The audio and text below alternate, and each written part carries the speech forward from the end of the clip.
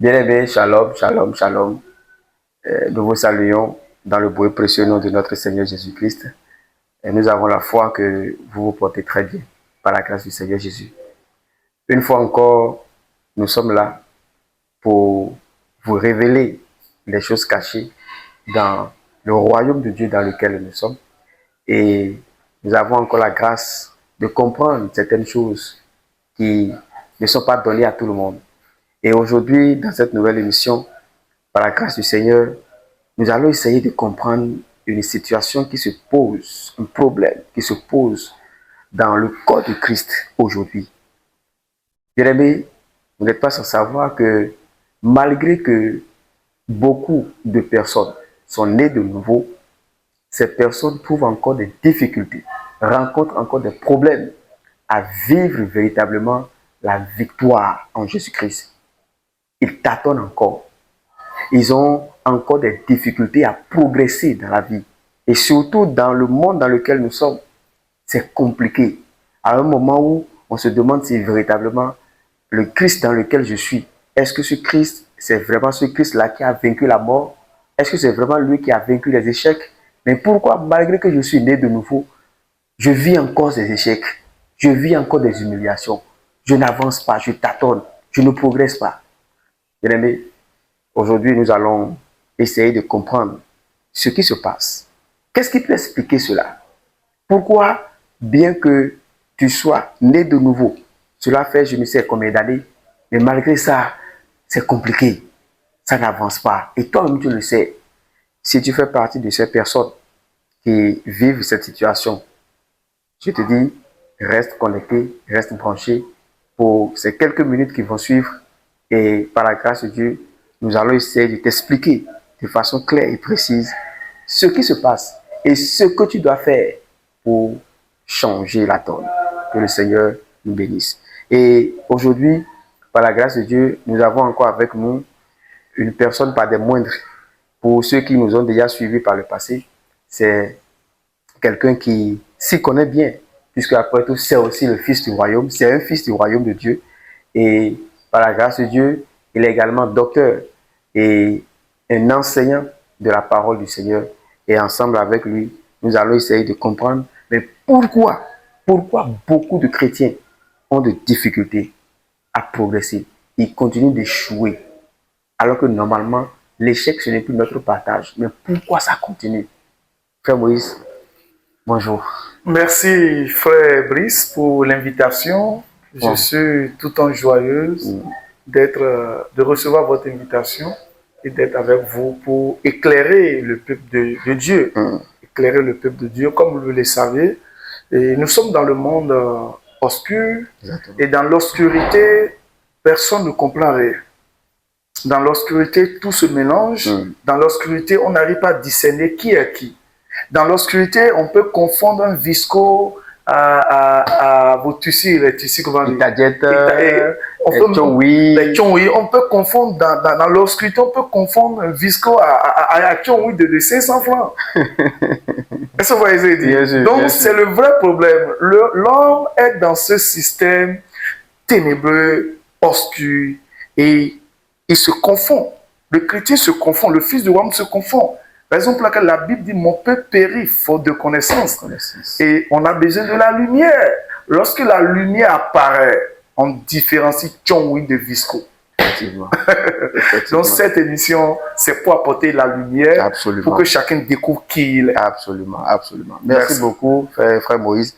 Et d'entrée de jeu pour la première question, telle que j'ai eu à l'expliquer dans mon introduction, on remarque que malgré que beaucoup de jeunes, beaucoup de personnes sont nées de nouveau, convertis, réels, mais ils continuent encore de suivre des échecs. Qu'est-ce qui peut expliquer cela? Pourquoi? Merci beaucoup, frère Brice. Cette question me fait réfléchir, effectivement. C'est l'une des préoccupations qui m'ont poussé vraiment à étudier la Bible. Les gens sont chrétiens. Un chrétien qui est victorieux, mais c'est ce dernier qui fuit le sorcier. C'est ce dernier qui fuit les sorciers de sa famille. C'est ce dernier qui change de maison parce qu'il y a un sorcier dans la maison. Mais je me demande, mais être chrétien là, c'est quoi? Bonne question. Et ce qu'on nous a dit, non, que ce monde-là n'est pas notre monde. Le monde là n'est pas notre monde. Que la terre n'est pas pour nous. C'est le ciel qui est pour nous. C'est des enseignements erronés qu'on a mis dans la tête de beaucoup de personnes qui fait que des gens se disent oui, que c'est normal que je ne domine pas ici, c'est normal que je subis ici, c'est normal que je travaille des choses ici, que c'est là-bas j'aurai la paix, c'est là-bas j'aurai la vie. Frère Brice, mais Jésus dit, il n'y a personne qui peut renoncer à lui-même, ses frères, ses amis, les terres, tout, et le suivre, et n'aura pas au centuple ici-bas, et aussi après la vie éternelle. Mais qu'est-ce qui se passe? C'est là votre question, et c'est très important. Bien-aimés dans le Seigneur, vous saviez, le monde dans lequel nous sommes, c'est Dieu qui a créé la terre et les cieux. Dieu a créé la terre et les cieux. Et dans le livre de Psaume, la Bible dit Dieu, les cieux sont les cieux de l'Éternel et la terre, il a donné à l'homme.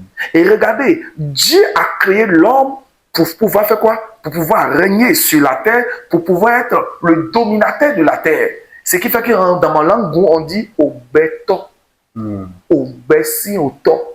C'est-à-dire le roi de la terre. Ça veut dire quoi? Le boss, celui qui dit les choses, celui par qui les choses peuvent se passer sur la terre, c'est l'homme. Frère Brice, est-ce que vous saviez que sans un homme, aucun esprit n'a pas la légalité pour opérer sur la terre? Absolument. Tout esprit, aucun esprit n'a le droit légal pour opérer sur la terre. Il faut un homme d'abord. Il faut un homme parce que c'est à l'homme Dieu a donné la domination. Ce qui fait que Dieu cherche un homme. Le diable aussi cherche un homme. Mais qu'est-ce qui se passe? Et cet homme qui est roi souffre. Mais le vrai problème est quoi? L'homme, lorsque l'homme a été séparé de Dieu, le péché, qu'est-ce que le péché a fait? Le péché est venu séparer l'homme de son fabricant, comme je l'ai dit dans l'émission passée. Exactement. Lorsque l'homme est séparé de son fabricant, l'homme est ignorant de qui il est. Le péché a dévalorisé l'homme. Ce qui fait que lorsque le péché a séparé l'homme de Dieu, l'homme a perdu qui il est. Or, il était créé à l'image de Dieu. Et si vous vous rappelez bien même, le monde nous embrouille même. En sixième, dans l'ancien programme, je ne sais pas s'il continue à faire ça, hein. On dit que l'homme vient de l'homo sapiens, homo habilis, homo erectus. Vous voyez cette mentalité? On veut comparer l'homme à des animaux. Mais or, il est créé à l'image de Dieu. L'image de Dieu, c'est-à-dire quoi? Le potentiel de Dieu, la nature de Dieu, la capacité de Dieu. Raison pour laquelle seul l'homme, parmi tous les créatures, est capable de fabriquer des choses. Absolument. Parce qu'il a cette nature. Donc, lorsque l'homme est séparé de Dieu, l'homme a perdu son identité. Mais qu'est-ce qui s'est passé? Lorsque Jésus est venu, il est venu nous sauver. Mais la première des choses, c'est le salut. Frère Brice, le salut que nous avons reçu, le salut vient changer notre esprit, vient nous connecter à Dieu. L'esprit de Dieu vient se connecter à l'esprit de l'homme, ce qui fait que nous sommes nés de nouveau. Mais le salut ne fait pas changer ta mentalité. Le salut ne fait pas changer la mentalité. Non. Wow. La conversion change l'esprit.